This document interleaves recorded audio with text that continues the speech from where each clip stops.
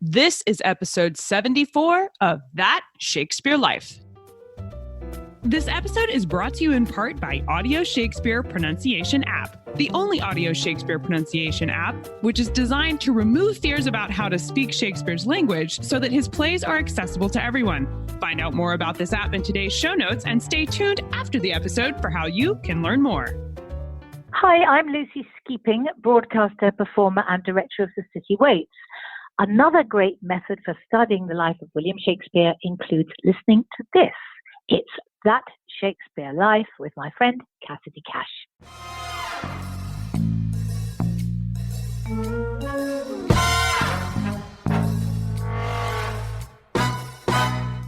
When Iachimo convinces Posthumus that Innogen has been unfaithful, Posthumus explodes in a speech of flat-out misogyny in which he blames women for everything. He says, quote, "There's no motion that tends to vice in man, but I affirm it is the woman's part." And then he lists vices like lying, flattery, deceiving, and he goes on. Now, someone in the audience may have cheered at that speech, yet they had also seen how manipulated and misled the man who says those words was. So the speech would have been unsettling to a confirmed misogynist. Welcome to That Shakespeare Life with Cassidy Cash. Cassidy believes that if you desire to successfully learn or perform Shakespeare's plays, then understanding the real life and history of William Shakespeare himself is a must. That Shakespeare Life is the podcast that helps you go beyond the curtain of some of Shakespeare's most iconic works and explore the world of early modern England as Shakespeare would have lived it, learning from the writers, historians, and performers who know it best. And now, here's Cassidy. Our guest this week, Valerie Wayne, points out in her introduction to the Arden Shakespeare Cymbeline that Shakespeare's personal experience reflects what happens in the play, and that parallels to historical accounts of England's past monarchs, along with political commentary about James's unification ideas, resonate throughout the performance to paint a puzzle for us in posterity that, when examined more closely, can function as a glimpse into Shakespeare's life, his opinions about women, and the turmoil at home politically at the turn of the 17th century. Valerie Wayne specializes in early modern English literature, including Shakespeare and his contemporaries, with an emphasis on gender, scholarly editing, and book history. She retired from the University of Hawaii in 2010, but is still active in Shakespeare research. Her edition of Cymbeline for the Arden Shakespeare, the third series, is available on Amazon and can be previewed at a link we'll provide for you in the show note for today's episode. Valerie has been published on Folded Time in Cymbeline and on the contribution that digital resources made to her edition of the play. She's been a trustee of the Shakespeare Association of America, served on the editorial board of Shakespeare Quarterly, was a member of the Modern Language Association's Committee on the New Verorium Shakespeare, for which she was chair in 2012. Along with her numerous teaching and writing credentials, Valerie's latest work, editing a collection of essays called Women's Labor and the History of the Book in Early Modern England, will be published by Bloomsbury Arden Shakespeare next year. We are happy to have Valerie visit with us today to take us behind the curtain of Shakespeare's Cymbeline and into the real history of the Bard. Hello, Valerie. Welcome to the show. Thank you very much, Cassidy. I'm happy to be here. One of the key elements of Cymbeline, which Valerie identifies in her introduction for Arden Shakespeare, is the concept of a wager story.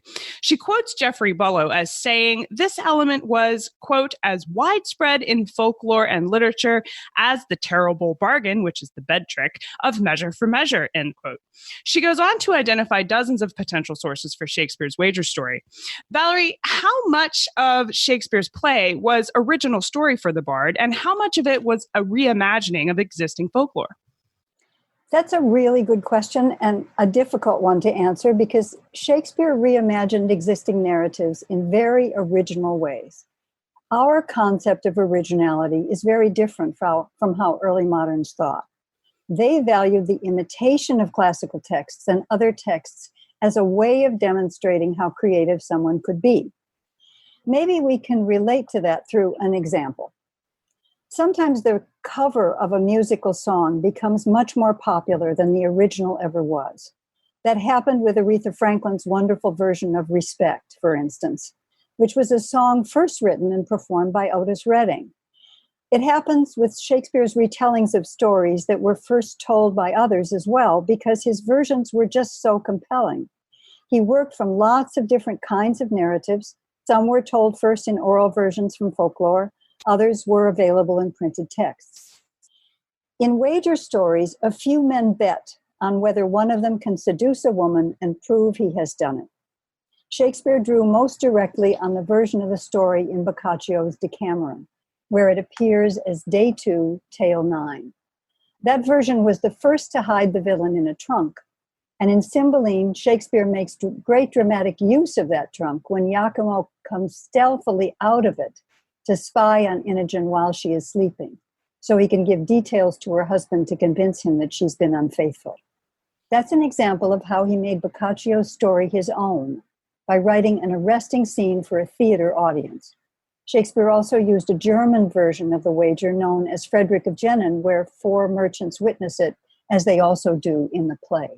What isn't so well known is that the wager story had deep roots in medieval romances, folklore, and a French miracle play that preceded Boccaccio, some by several centuries. 41 written variants were identified in 1903, and there are probably more than that. The villains there often note a body mark or take a token from the woman when they spy on her. Shakespeare uses both techniques. Iachimo sees a mole on Innogen's breast, and he takes her husband's bracelet off her wrist to prove her infidelity to him. That bracelet and the diamond ring that Innogen gives to Posthumus are a lot like the use of rings that circulate in his other plays, such as The Merchant of Venice. They're stage props that become very dramatic in performance. So his plays rework those old stories for the stage in especially inventive ways. Valerie's introduction calls attention to the wager story as an example of how this story, quote, dramatizes the potential abuses of patriarchal rule and conveys empathy for its victims, end quote. Valerie, the traditional narrative about Shakespeare's life is not one that dramatizes potential abuses of patriarchal rule, but instead is one of a world where patriarchal rule is rather celebrated. Was Cymbeline considered radical when it was put on stage? Was this story pushing any kind of boundaries? Well, when we think about earlier times, we have a tendency to believe that everyone back then thought in very old-fashioned ways, and almost everybody thought only one way about things. But there were lots of differences of opinion in Shakespeare's time, as in our own, especially about women's place in a patriarchal culture. Cymbeline uses the wager plot in a way that could entrap those who believed that women could never be faithful to their husbands. If they sided with Iachimo, who bet against Posthumus, Innogen's husband, in Act 1, they had to watch how deceitful Iachimo became in Act 2. When Iachimo convinces Posthumus that Innogen has been unfaithful, Posthumus explodes in a speech of flat-out misogyny in which he blames women for everything. He says, quote, "There's no motion that tends to vice in man, but I affirm it is the woman's part." And then he lists vices like lying, flattery, deceiving, and he goes on and on. Now, someone in the audience may have cheered at that speech, yet they had also seen how manipulated and misled the man who says those words was. So the speech would have been unsettling to a confirmed misogynist. By the end of the play, Posthumus repents his words and his order to kill his wife, even though he thinks she's still guilty. Instead, he blames himself for overreacting. So the whole plot of Cymbeline pushes against misogyny. To be fair, it has not always been read that way, especially by a previous generation that tended to align Shakespeare with negative attitudes towards women. Some of those people were my professors. But there has been a lot of revision in that thinking over the last 50 years. It's worth pointing out that misogynist attitudes are also still very much alive in our own culture right now.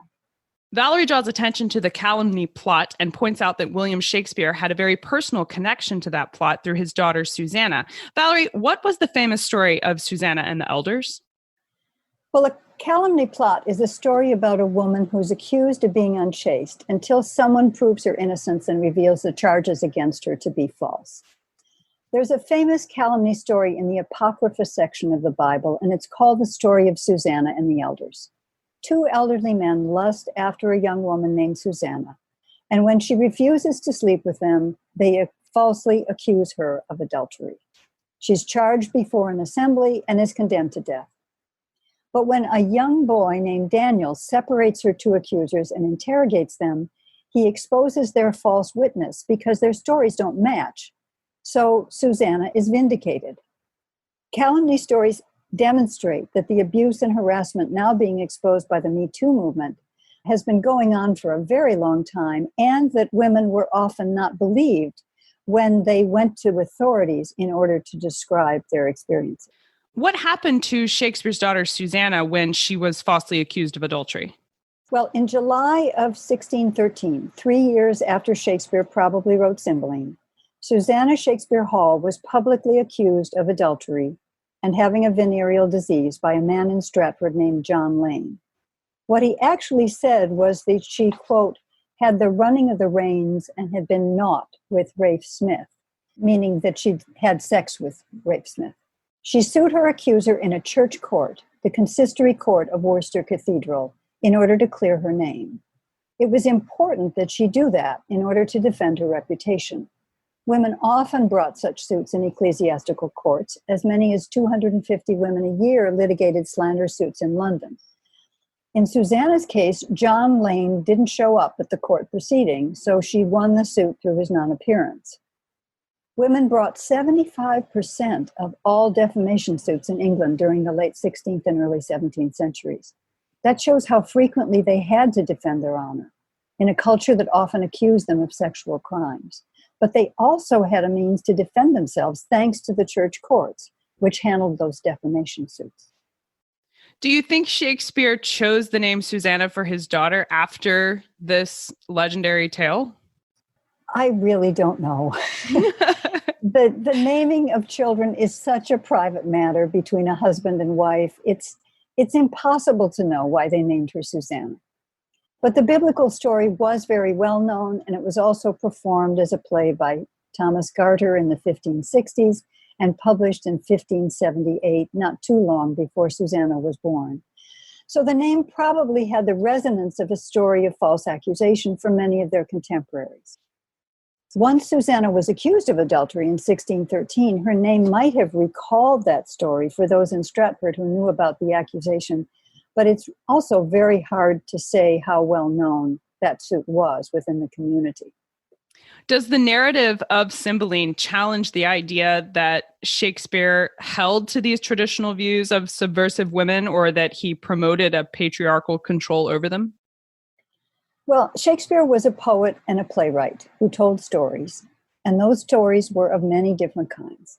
They're not consistent in their portrayals of men or of women. Instead, the characters are drawn in the service of the stories. Yet, having said that, 5 times in his career, Shakespeare drew on the calumny plot to tell the story of a woman who was falsely accused. In The Merry Wives of Windsor, Much Ado About Nothing, Othello, The Winter's Tale, and in Cymbeline. He also used its motifs in the play called King Henry VIII, or All Is True. Why did he keep returning to this story? Maybe because it spoke to his audience in a culture where false accusations were very common. Maybe because he was so empathetic to those who were accused that he could create their stories in especially compelling ways. As I read his plays, there's little in them that directly promotes patriarchal control over women. He often creates overbearing fathers who are repeatedly blind to the needs of their daughters and treat them unfairly, which prompts audience sympathy for his female characters. Think of Aegeus in A Midsummer Night's Dream, or Shylock in The Merchant of Venice, Leontes in The Winter's Tale, King Lear in Lear, and Cymbeline in Cymbeline. Their daughters resist their father's power and work to evade it. Yet this was also a very common way to write comic and romance plots, to begin with a heavy father to set the action going, as Northrop Frye pointed out years ago. So we can't claim that Shakespeare held to a particular view of women or men in early modern English culture. There were different views of women in that culture. It was no more univocal or consistent than our own time is, and our own time is anything but consistent. So there was not only one way of thinking about women back then.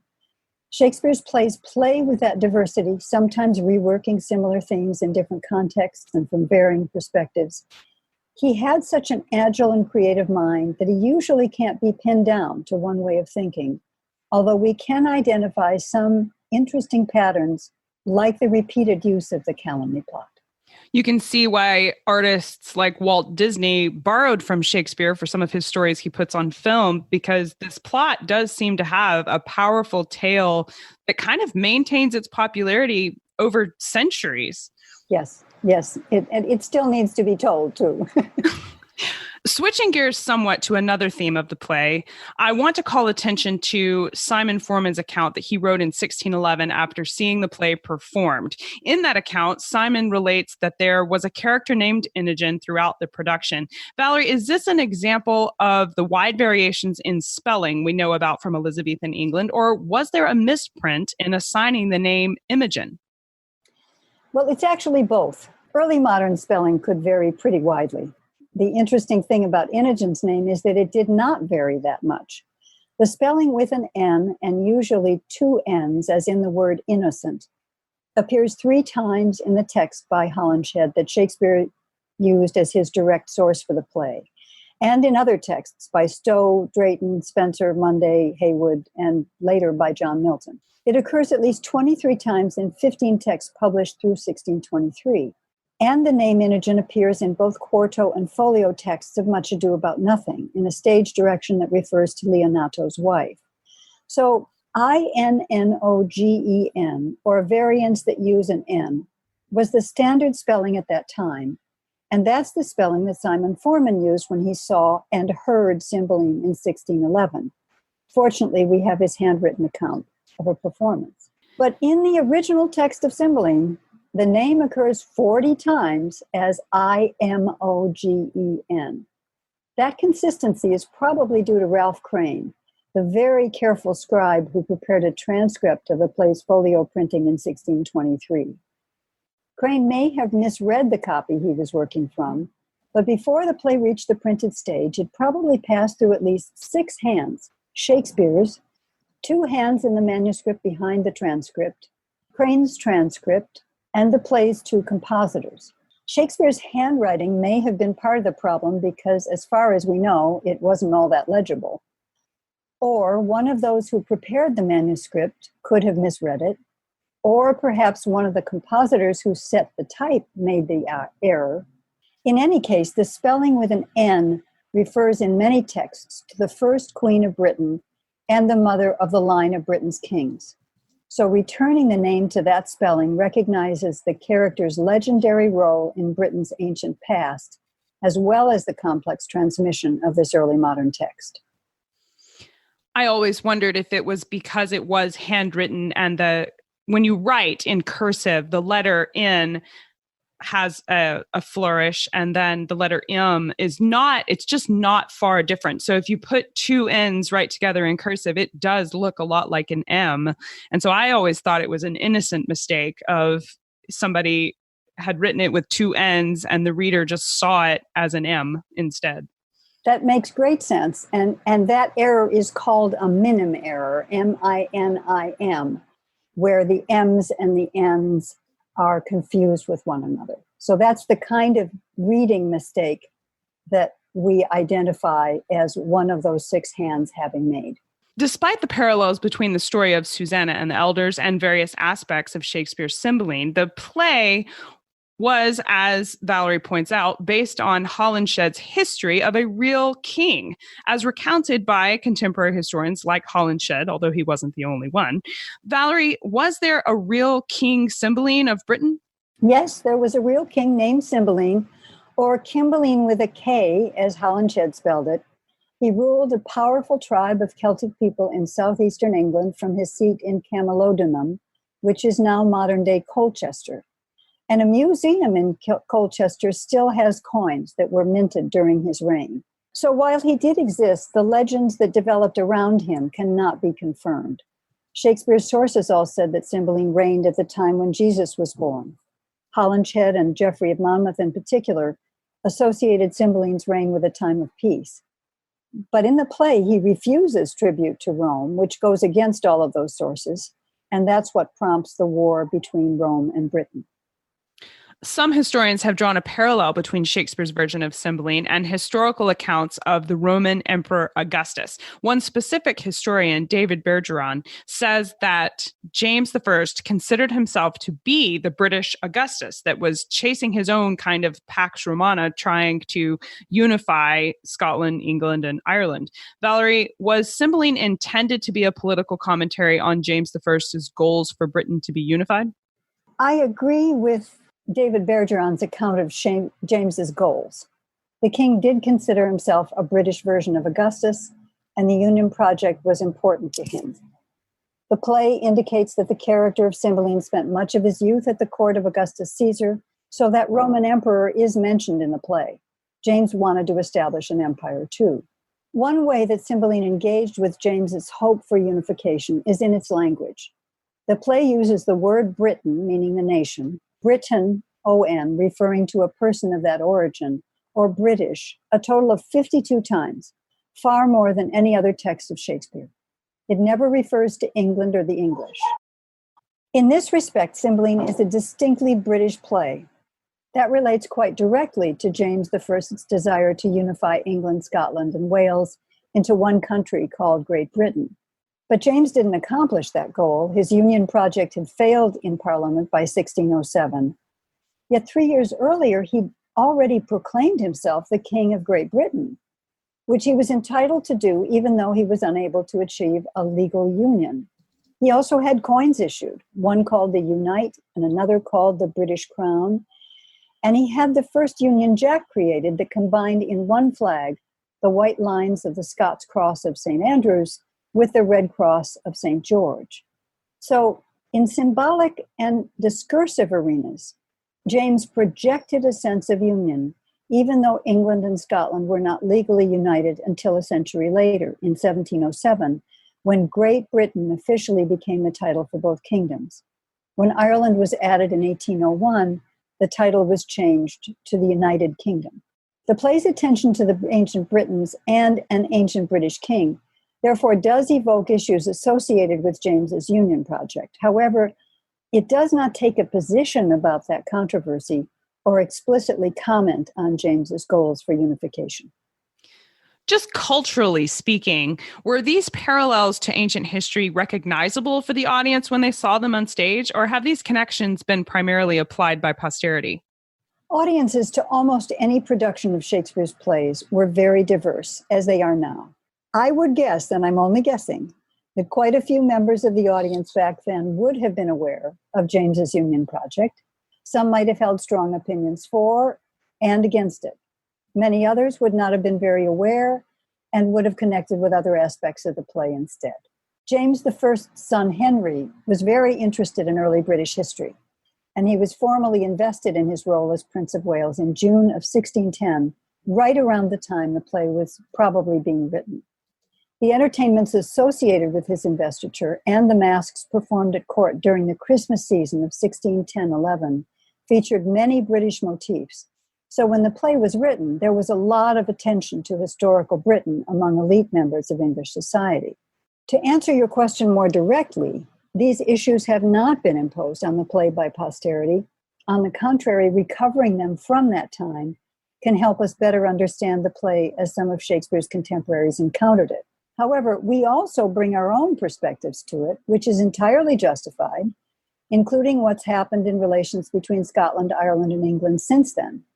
With all the attention to Brexit these days and the ways in which it might destabilize the Union, some directors, teachers, and readers have taken a renewed interest in what was going on around the time that Cymbeline was first written and performed. This is a fascinating topic, and I love how you've drawn attention for us to the fact that Shakespeare's audience was just as diverse as audience today, in which you can't think of them as a unified whole holding only one perspective on any given issue, whether it's how to treat women or their knowledge of history. And it's fascinating. I know we want to explore this further. Do you have any favorite books or recommended resources you could tell us about where we should start when we want to explore this further? There are two books that take up early modern calumny and slander that I so strongly recommend. Helen Cooper's The English Romance in Time offers a major rethinking of medieval and Renaissance romance. And Laura Gowing's Domestic Dangers, Women, Words, and Sex in Early Modern London is about the actual histories of women in that time. Gowing is a historian who has written related books as well. For a deeply informed approach to early modern literature in relation to the history we've been discussing, I'm a big fan of John Kerrigan's book, Archipelagic English, Literature, History, and Politics, 1603 to 1707. You can't go wrong with those three books. We ask everyone this next question here at That Shakespeare Life, and that's, what's the one book you would take with you on a deserted island? My friends in England tell me I'm supposed to allow you the complete works of Shakespeare and a copy of the Bible, so your choice would be in addition to those. This is such a tough and telling question, Cassidy. I've thought about it a long time. Thank you for the warning. Absolutely, I try. If I were stranded on an island, I'd probably want to read something by an American writer and a woman, and it would help if the book took me out of my own experience to learn more about the lives of others. So I'm going to choose Toni Morrison's Beloved, because she's one of the greatest writers of our own time. And given her recent death, I want to honor her many gifts to us. An excellent choice for sure. You'll be well established on your deserted island with that selection. I'm on an island right now that is pretty far away from things. Okay. What is next for you? What are you working on now that you're excited about? I've edited a collection called Women's Labor and the History of the Book in Early Modern England, which has essays by 14 different people about women who worked as printers and publishers, authors and editors, owners and readers of books. It's under contract with Bloomsbury, Arden, Shakespeare, and should be out in 2020. Beyond that, I expect to continue more work on women in the book trade because it's a fascinating field that needs more research. It turns out that women had a lot to do with the books that were published in Shakespeare's day. We will look forward to seeing that in 2020. I'm sure it will be fantastic. And I appreciate so much you taking time today to sit down and talk with us about Cymbeline. This has been delightful. For me too, Cassidy. Thank you very much. Find more history on Cymbeline, calumny plots, the case against Susanna Shakespeare, and links to Valerie's publications, along with her recommendations on books you can read to learn more about the history of Cymbeline at casticash.com/episode 74. That's casticash.com/EP74. When I first started studying Shakespeare, especially as an American, where the English language is very different on this side of the pond than where Shakespeare was writing, I often mispronounced some of the words that you find in the plays. Like originally I said Gloucester instead of Gloucester. Well, that's why I downloaded Audio Shakespeare Pronunciation app. It's an easy-to-use, straightforward app that you can download to your phone or tablet on iTunes as well as Google Play.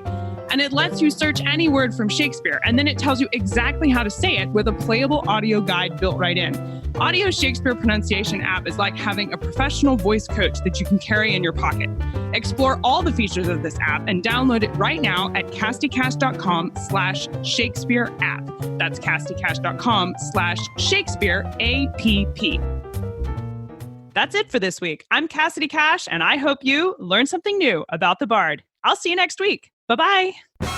Thank you for listening to That Shakespeare Life. As always, the best conversations happen after the episode over at CassidyCash.com. Become a part of a vibrant Shakespeare conversation by adding your voice over at the website. Until next time, remember, when you want to know William Shakespeare, you have to go behind the curtain and into That Shakespeare Life.